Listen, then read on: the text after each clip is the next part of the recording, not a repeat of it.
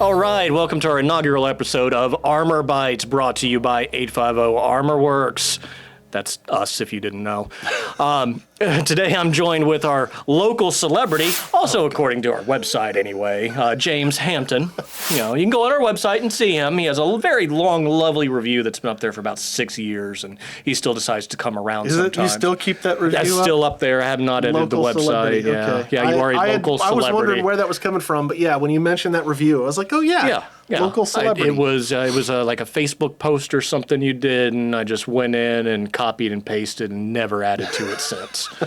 This is going back to easily 2017. Yeah, somewhere around there. So 6 years.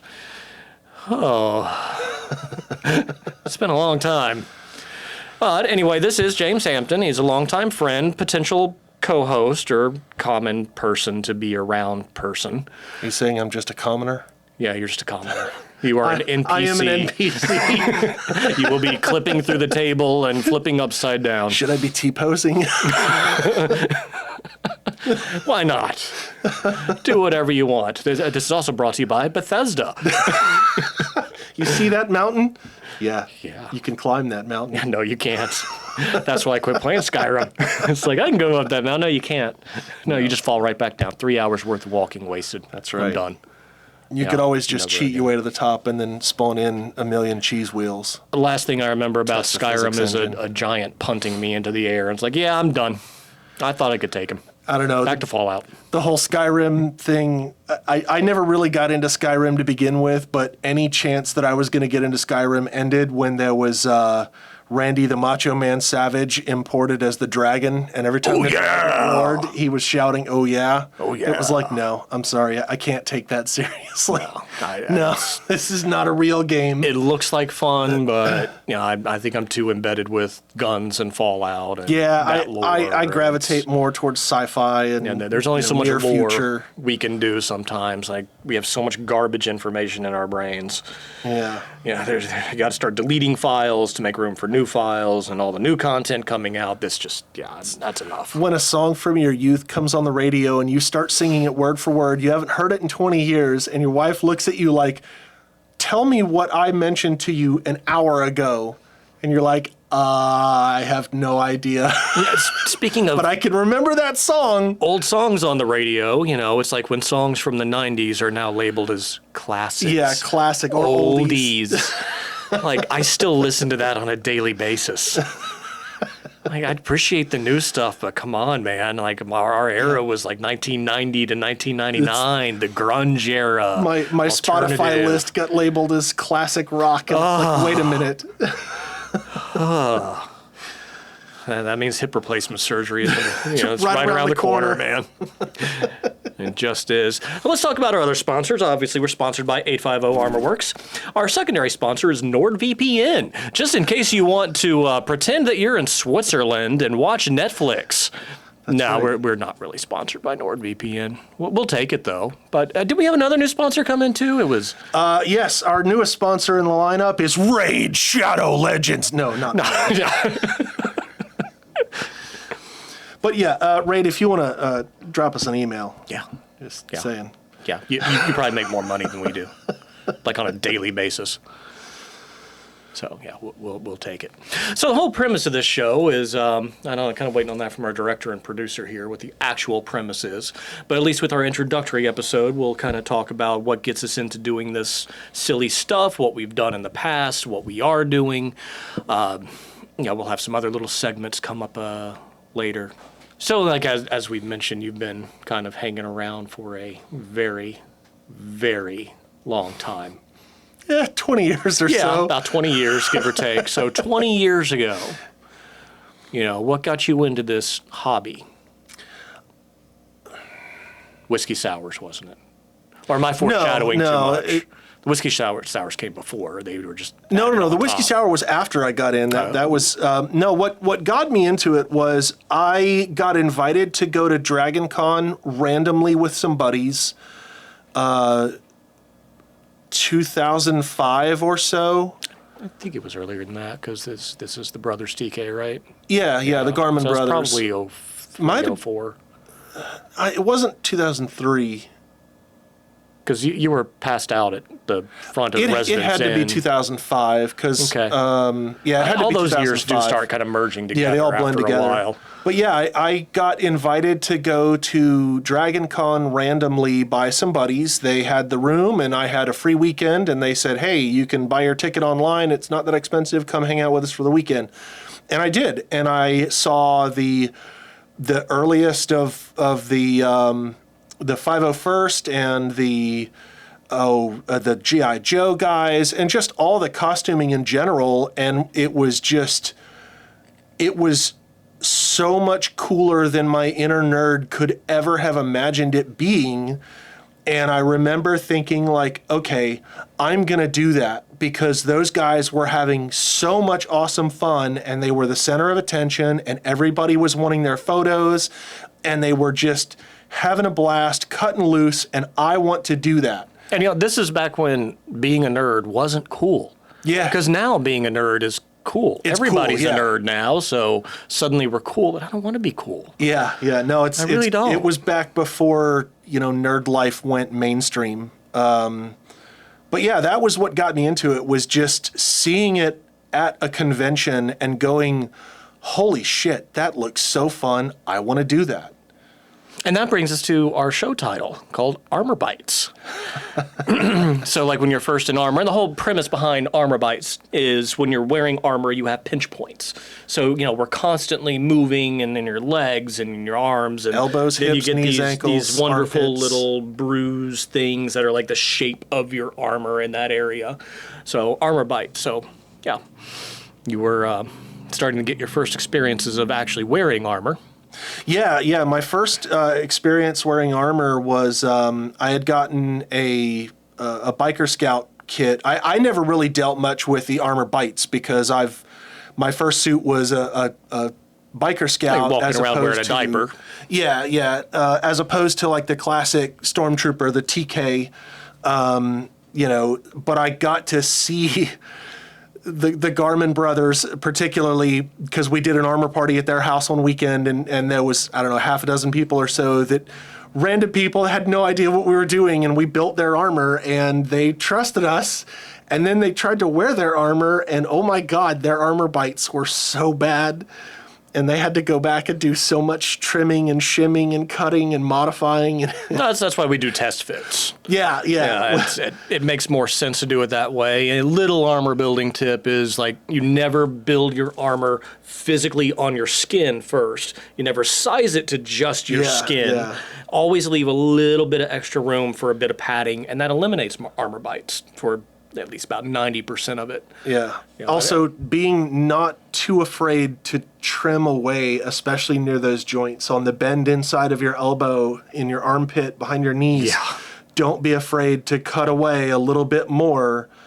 You might think it's gonna make it look weird. No one's gonna notice that you're missing an extra quarter of an inch on the inside of your elbow. I remember there were guys Literally. back in the day that had like arches in the back of their thighs. Yeah. And I never cared. And it's like, well, we know why. It's comfort. Yeah. Going upstairs. especially when you see the photos of guys doing dance competitions in their TK. Oh goodness, their stuff has like 8 inches of separation between every single part. Yeah. So it wouldn't be up to spec. Yeah. Well, nowadays it might not be, but back then then, in the early days of the really didn't 501st, care. so many people, it was all about the fun and the camaraderie, and it was less about, your stitching isn't measured in millimeters, therefore it's not screen accurate.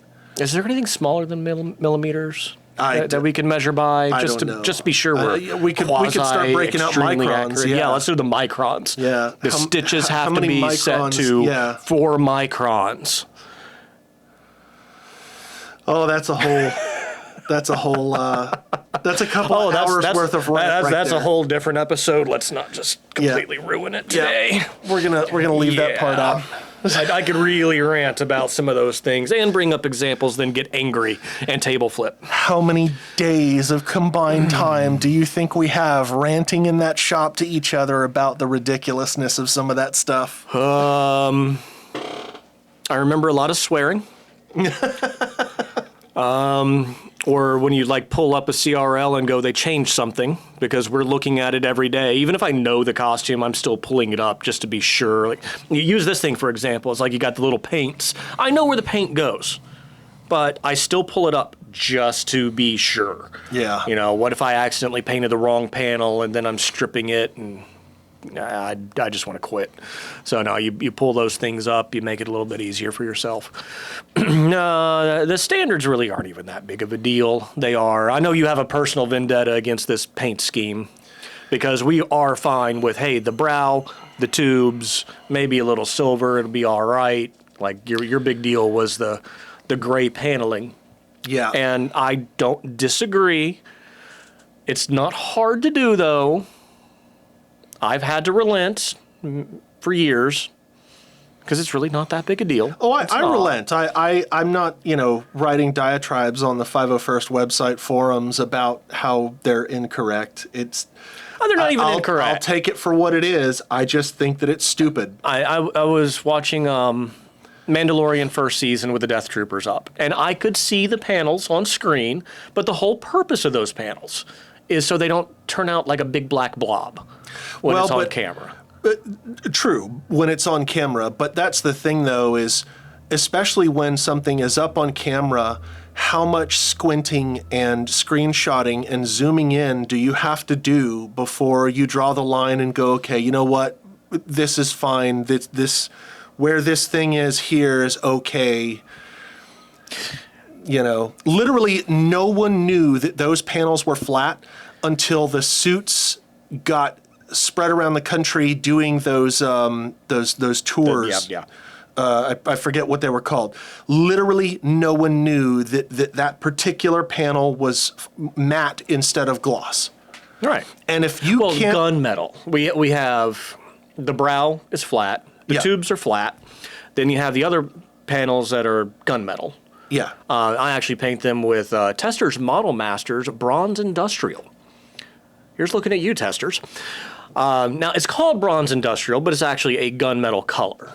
And I like the Model Masters because it's really easy to paint, and I'm not going to mask all that off and shoot it with a different gunmetal color. Anyway. And then these little panels back here, those are flat. So, and a little size, and they're flat. The point of the rant is that, you never knew until somebody saw one of the screen-used suits and took up-close photos. But in those up-close photos with, an average cell phone camera, it looks weird. It doesn't look like what you saw on the screen. Well, I knew some of the photos that were going around at the expose. I can't English language, act like I've used it before. I don't know how that happened. I think it was Celebration London before Rogue One came out. They had the suits on displays. Like, I could see those panels. I didn't care. Yeah. The things that were important were the brow and the tube stripes. Yeah. That was really all I cared about. Those were what stood out. Enough. Those were what were obvious. And, that's, I don't know, that's my whole... Well, screw authority. That's what it really boils down to. Fight the power. Yeah. Overthrow your government.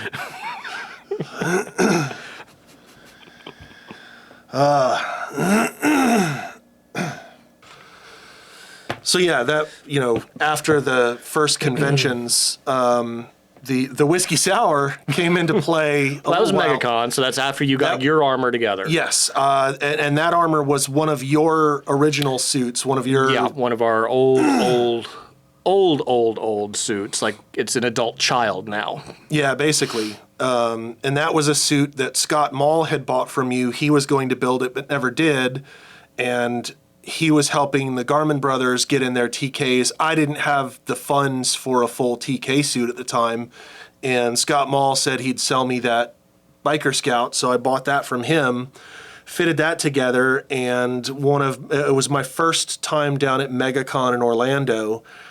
I had this cool Biker Scout with that hump on the back, and this was right when camelbacks had become real popular. So I took a camelback, the bladder out of the camelback, and I rigged it up inside the hump of my Scout and I had the tube running through my armor, and I filled that Camelback with 3 liters of whiskey sour, and I spent all day. It was Saturday. It was the first full day of the convention. I spent all day Saturday just absolutely blitzed, drinking nothing but whiskey sour all day long. And then we went out for dinner that night, I vaguely remember. And then we went back to Maul's room for an after party. And the Garmin, no, not the Garmins, it was Scott Rickenbacker. Yeah, we had adjoining rooms that year. Yeah, Rickenbacker brought out the moonshine, and things went downhill from there. That moonshine is a whole other topic, too. That's a topic in and of itself. Oof. Yeah. But yeah, I ended up actually getting out of the Legion for a number of years, right around the time I enlisted in the Army, 2008 or so. I wasn't going to be able to keep trooping while I was doing all my training and stuff, so I got out of the Legion. And then when I moved back to Pensacola around late 2015, I think. early 2015. Something like that's when that. I moved back, and you were getting back into doing armor. Yeah, give or take. And that kind of started again about 2016. Yeah, about a year later. And that was what got me back into the Legion, was you getting back into such building armor. Bad influence over You're here. terrible. Just a terrible Terrible influence. all these people that I'm forcing to wear plastic spaceman armor and Twisting have a good my time. arm.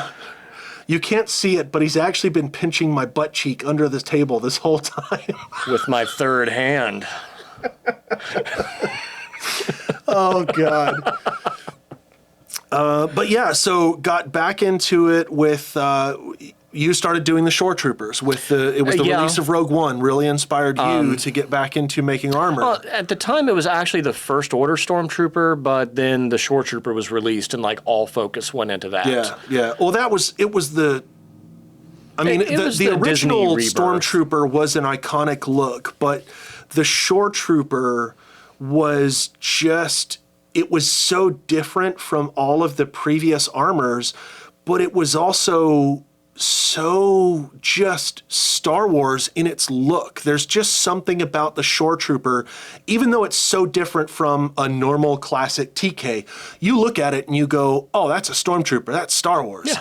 And everybody knows it, and nobody has any question about what it is. And really, they only share like the arms, Yeah. kind of the calves. Yeah, that's it. But they got a bunch of everything stuff else on is them. very unique, very original, but it's just as Star Wars as the original Stormtroopers were. Yeah, they were our first new original trilogy Stormtrooper, canonized anyway, that we had Yeah.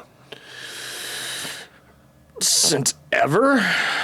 Basically. You know, when they released the Shore Trooper, the Death Trooper, the Tank Driver, it was like, yeah, we got new Stormtroopers. Yay! Yeah. And there was a whole bunch of them. Yeah. There were the different variations of the Shore Troopers. There was 2 different Death Troopers. There was the Tank Trooper and things like that. And, you know, it was a great time to get back into it. And it really was, yeah. Disney was really pushing it hard to improve the well, not the trilogy. Well, before the Dark Times. The universe, Before yeah. the sequel trilogy Yeah. got bad. But No matter what side of the fence you're on there, it's all subject to opinion. But yeah, that was, you know, I got into the Legion, got out of the Legion, got back into the Legion, and you know, here we are today. And my presence in the Legion kind of echoed yours. Not just your presence in the Legion, but your experience as an armor maker, Yeah, you've been there this whole time. basically. Well, you had about, you got into it in the late 90s as an armor maker to begin with. My so you had story's a few a years little where different. I wasn't around. Yeah, it's my story is the same but different. You know, everyone has a unique perspective and how they got into this, and yeah, I never saw my life becoming you're just gonna make Star Wars armor all your life. I never opted for that, and I wanted this. This is it. This is all I wanted. I wanted an E11. From the time I watched Star Wars on CBS Fox videotapes, I just wanted an E11. And of course, there was a time before the internet. Can you imagine that? Before the internet? So you could just I remember it. You just, I remember you just couldn't hop on a computer and go Stormtrooper E11 movie prop, and boom, there it is, delivered to your door a week later. There was a time that didn't happen. Yeah. So, no, it was. Especially when you're a 13-year-old kid. Yeah. No, you were making it yourself out of cardboard and foam and things like that. And you would play the movie to a certain point and pause the screen and hope that you got it paused at the right frame so that you got a good look. Yeah. And you'd sit there in front of the Especially TV when the lines were all wavy in between it, because, You'd sit there in front of the TV DVDs. with your piles of cardboard and a hot glue gun and a tube, a bottle of Elmer's glue. And, your parents would give you a kitchen knife and tell you not to mess it up so that you could cut the cardboard. Well, actually, I did more of that kind of hobbying with the tabletop. I was playing, by myself playing West End miniatures, the Star Wars West End miniatures. So I'd take little tables and build my own indoor bunkers and hot glue Tupperware on top of Radio Shack cars to make mice droids. Yes, that was a thing. But this blaster really did get me into it because I was looking everywhere to find this, and somehow on one of our family trips to Orlando, somehow, like how the Emperor returned, somehow, we found a company called Golden Age Productions, and I think I found them somehow from the back of a Starlog magazine that had advertisements for was a Universal Armorer, and I think my mom was calling them, and they told us about Golden Age. I think that's kind of how it happened, and I was about 15 years old. I don't remember much of going into the store and talking to anyone there. I just remember being in my mom's car with a resin cast blaster going, now I want the armor. That's why I curse this blaster so much, because it really started everything. This isn't the blaster. This is one we printed. So about the time I was 15 years old, at that point, my mission became to find the armor. And being in family business, we had stacks of phone books from all over the country. So I'm opening it up to the costume section, and I'm calling costume stores all over the country. Do you have a Stormtrooper costume? And I'm talking like little old ladies saying, oh, I have a cloth one on a hanger. No, it has to be armor. It's like, no, we don't have anything like that. And then the internet kind of really started to come around in early 2000s. Yeah, 97. Oh, That's about when I really remember it. We did have computers and internet. Oh, we had CompuServe back when and it was AOL. Alta Vista search engines and you things could make like that. web pages on GeoCities. Oh, yeah. We had Yahoo groups that people would message each other on before forums, before Facebook, before MySpace. It's the days of the BBS, the bulletin board BBS. system. Yeah, exactly, BBS. And there was a website called Wookiee Cantina. Actually, before Wookiee Cantina, though, there was Gerardo Fulano, who made some of the original Stormtrooper costumes that the 501st Legion ended up being known by. But he was up in Canada, and I want to say his armor kits cost, I think just a kit was $1,400 at the time. This is back in the 90s. Yeah, being 16 years old, it's like, yeah, I can't afford this. And then Wookiee Cantina was reselling his kits.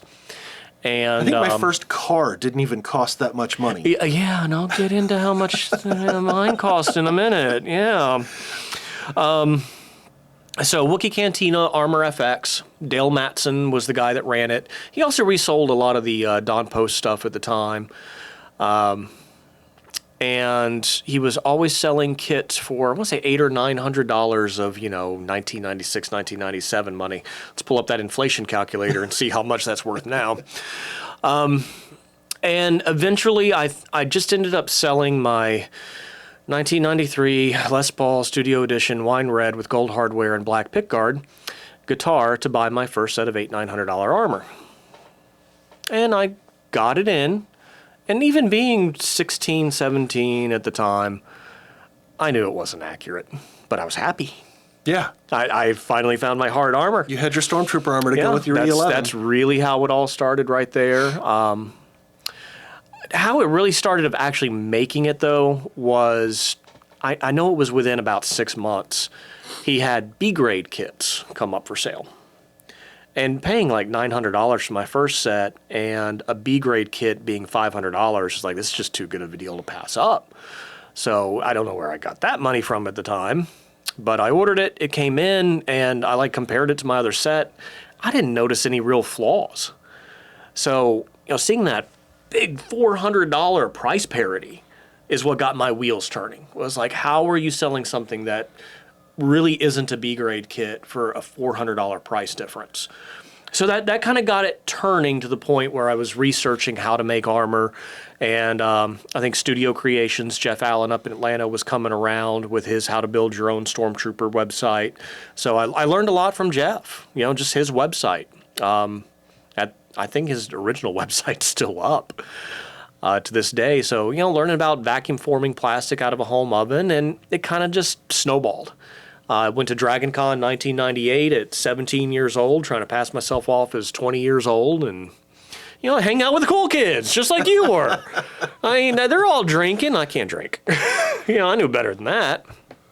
And that was kind of just the birth and the dawn of the Legion, how everything just started happening, because there were 8 or 9 of us at DragonCon 98. That was like our first meeting of all these nerds talking to each other through email.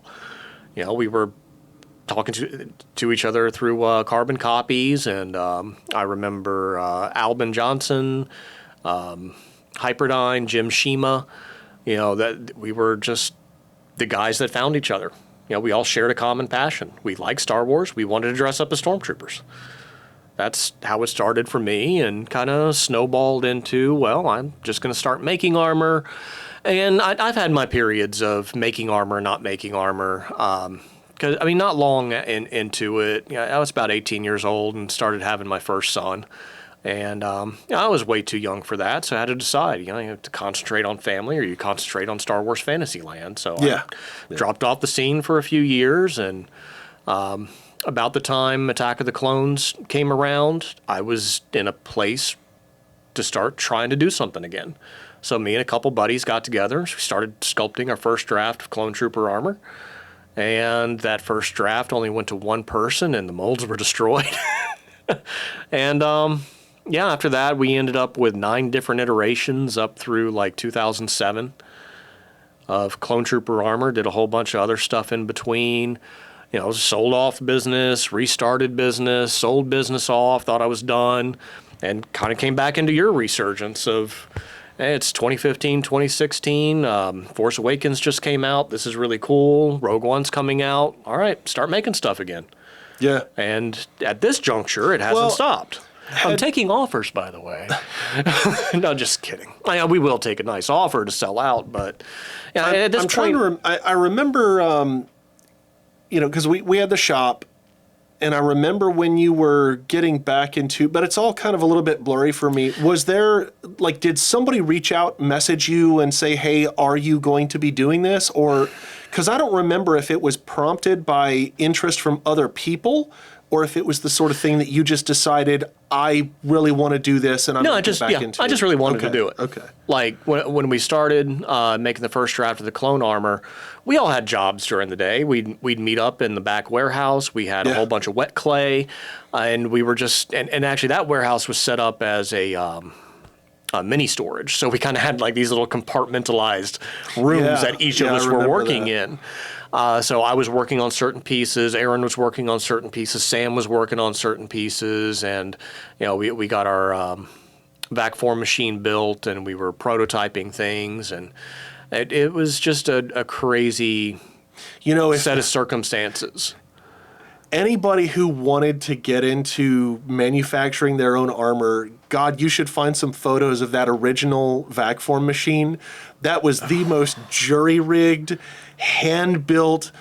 Nothing on that was purchased other than the oven that we stripped. Yeah, the heating elements.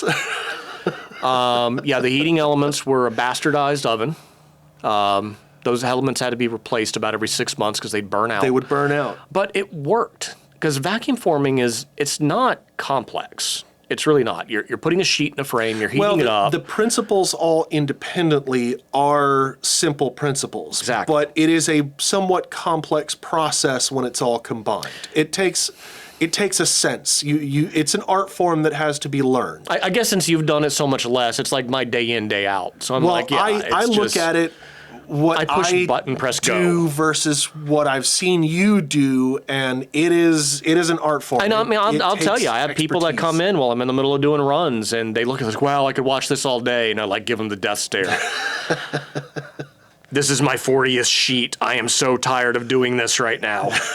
It's like I made mouse droids yesterday. I made 18 mouse droids yesterday, and 3 of them were individual orders. 15 of them were a bulk order.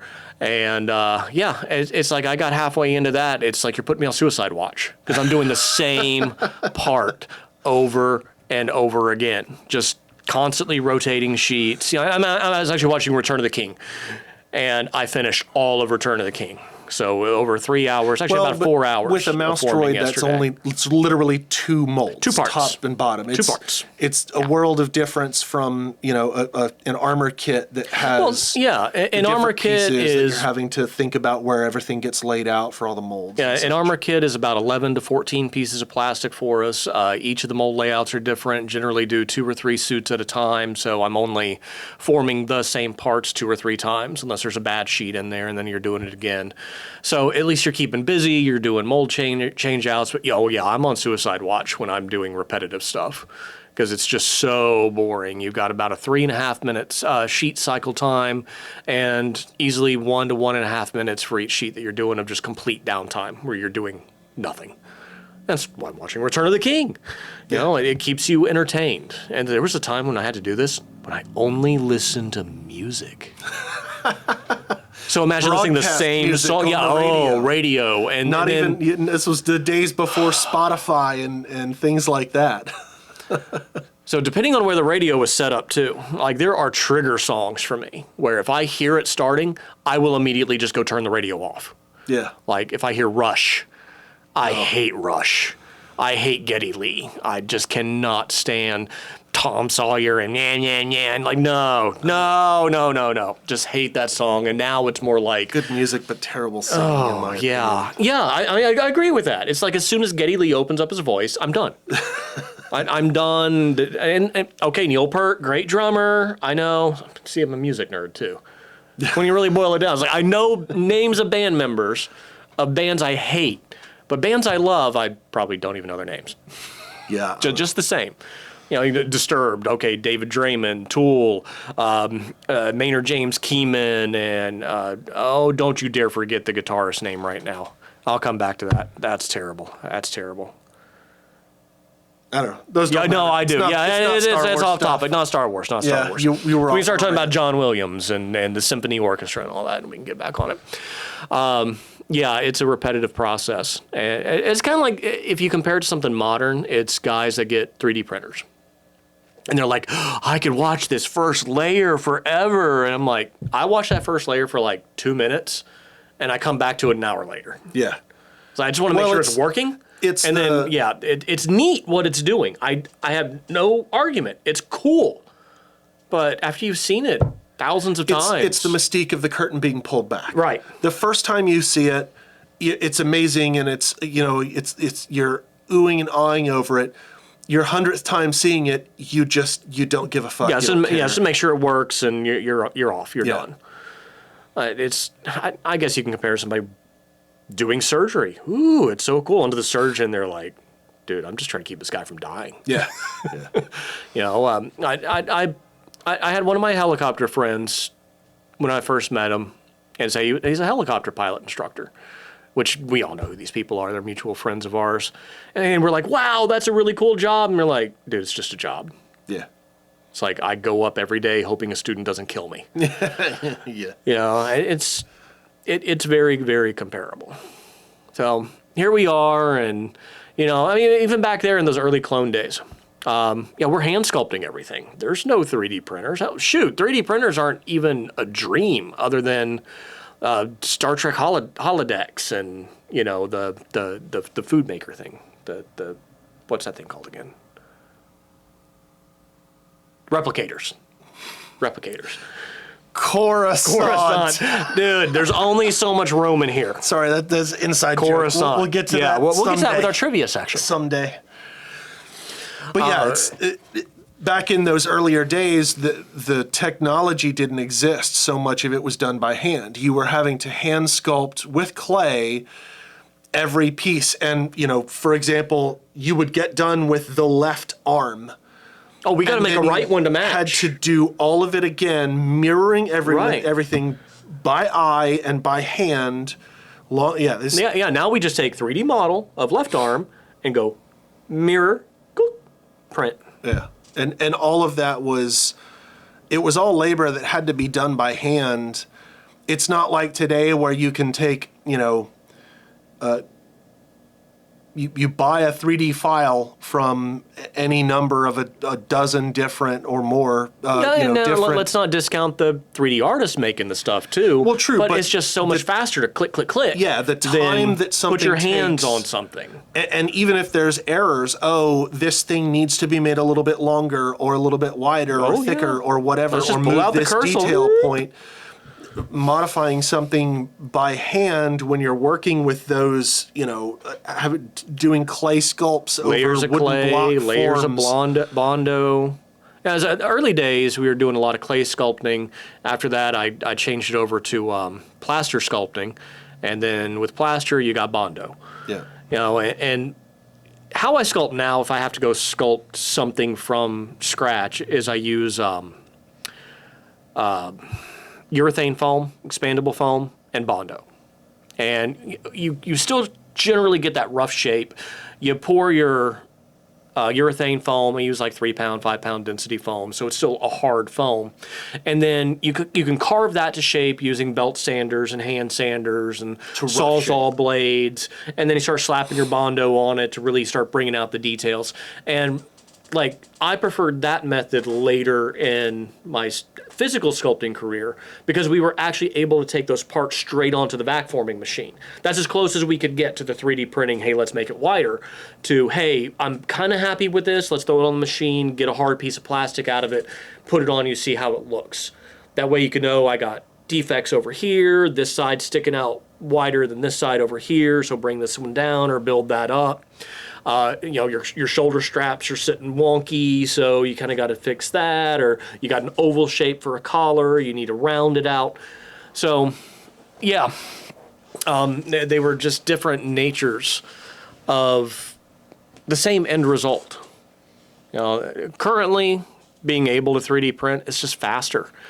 It would take, at least me, as I know I cataloged it once, it was about 6 months. Yeah. One person working roughly 8 hours plus a day, hand sculpting it to the point it's ready for production. Yeah. Now, if that's all I'm focused on with printing, I can cut it down to about a month.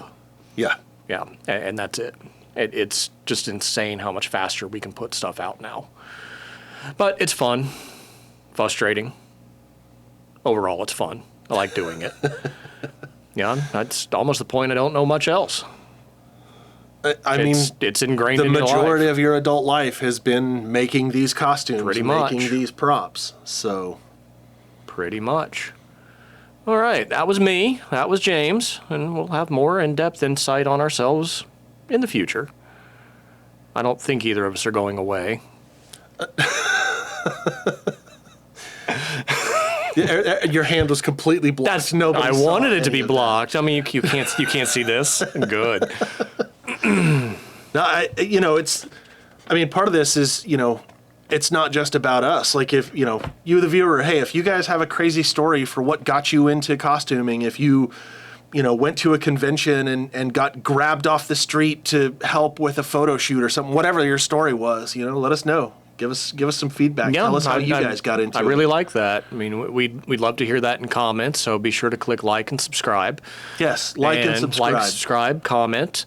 Something about our personal Patreon page. Here's our PayPal account number.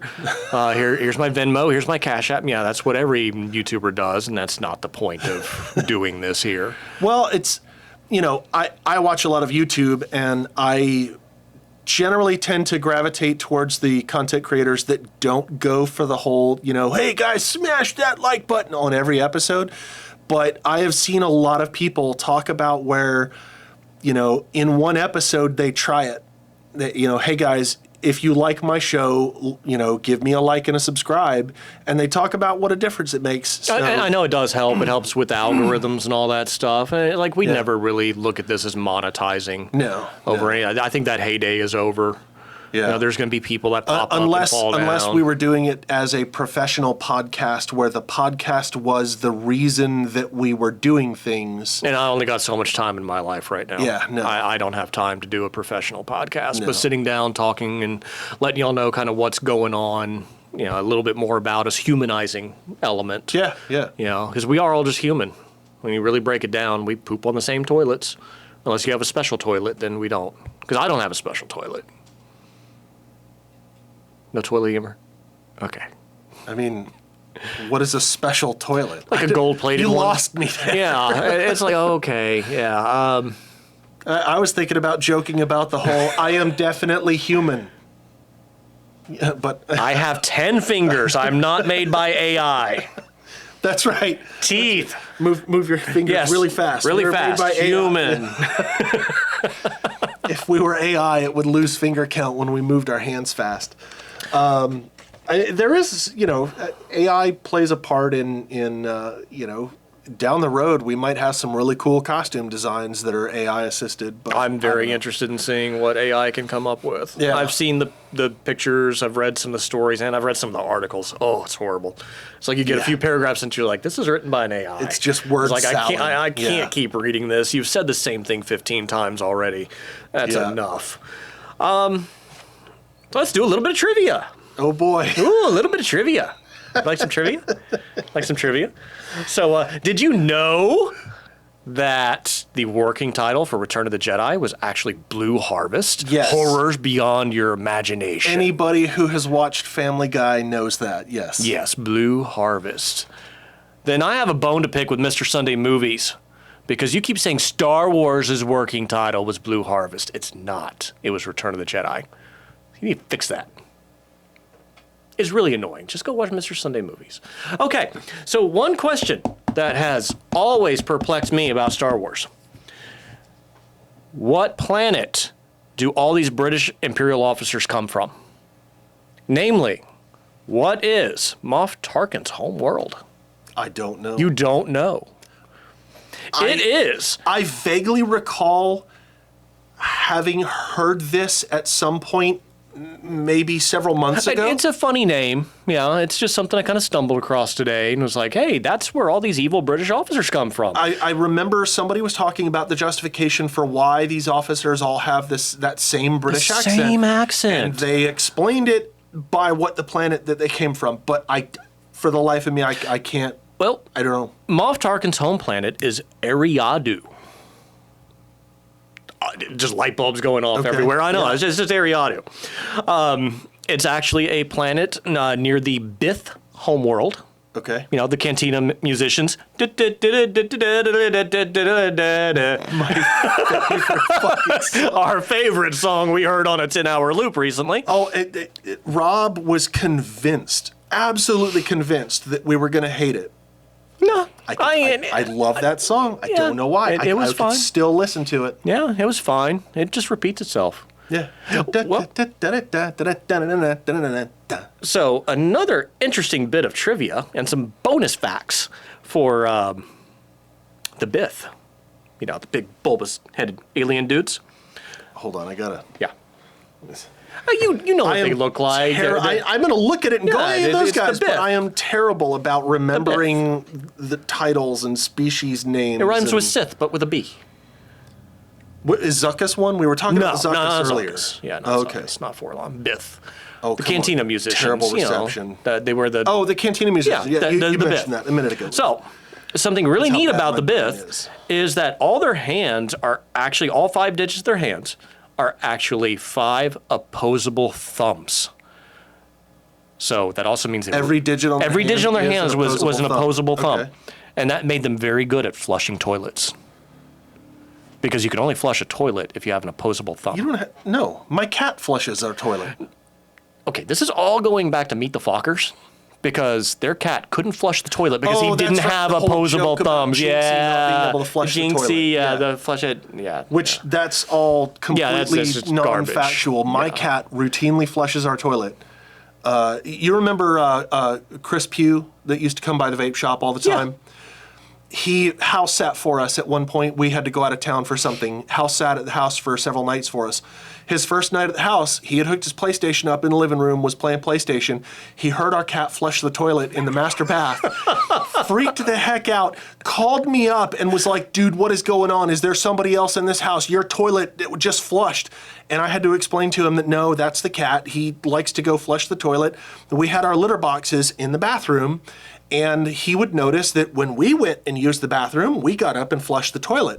So he started, every time he would go in and use the litter box in the bathroom, he would then go flush the toilet. No, Chris does know how to use a toilet, right? He doesn't have to use the litter box. No, I mean the cat. I meant the cat would see us and would flush the toilet because he saw us using the bathroom and flushing the toilet. Well, But it maybe caters. Chris learned to flush the toilet that way too. I don't Or know. maybe he just learned to use the litter box. Chris learned to use the litter box. I don't know. All right, yeah, all that aside, Star Wars trivia. That was just a little bit of trivia I had written The down. Bith are really good at flushing a toilet because really good. apparently you can only flush a toilet if you have opposable thumbs. Opposable thumbs, And the Bith yeah. have multiple opposable thumbs. That was actually a really interesting video I watched about the Bith earlier today. You know, when I started working. It's, if you could find it, I started playing the video like, oh, it's just the Bith. They're just cantina musicians. No, they're like all genetically engineered, and they have like social constructs and classes, and they don't even reproduce normally. They're all like test tube babies, and it's kind of interesting. And they like evolved to not have lids in their eyes so that they could work more efficiently, and they have like macro vision regularly. It's like they do a lot more than just play the same song over and over. One of the things that I love about Star Wars is, you know, we have at this point now 40 years of history. Yeah, I'm like barely that old, but yeah. I yeah, mean, longer than that. 46 this May. so yeah, we've got so much history. There's been enough time that all of, you know, what started out as a random background character in one of the films, now their entire species is fleshed out with its own very unique history. And I just thought they liked playing music and wearing chef tops.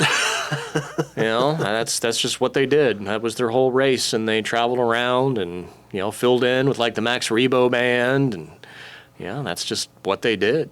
But anyway, you know, we'll move on. Yeah, we can go into a lot of all that kind of stuff. So we'll get into this some other time. We just finished up Pensacon in Pensacola 2023. That was at the end of February. The shop, the immediate shop employees, we're going to MegaCon starting March 30th in Orlando.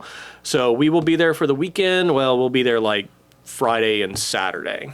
Not that we're like special guests or anything, just if we get this video out in time, it's like, hey, we'll see you there. And we have more to come in the future. click like and subscribe. Or don't. Do what you want. Yeah, You have free or will. don't. You have free will. Yeah. That is a good point. If you guys have anything you want to see us discuss, if you want to ask questions about how something is made, a prop or a costume or something, let us know in the comments and we'll try and address those. And yeah. Yeah. Signing off, I'm Michael Glover of 850armorworks.com, and you can see all our social media links down in our link tree below. And this is I'm a random hobo that he offered me $20 to come in and talk about Star Wars. $20. That was 10. He offered $50. It's on camera. You got to pay me. Well, James may not be joining us next week. I'm James. I don't have any social medias. I just know Mike.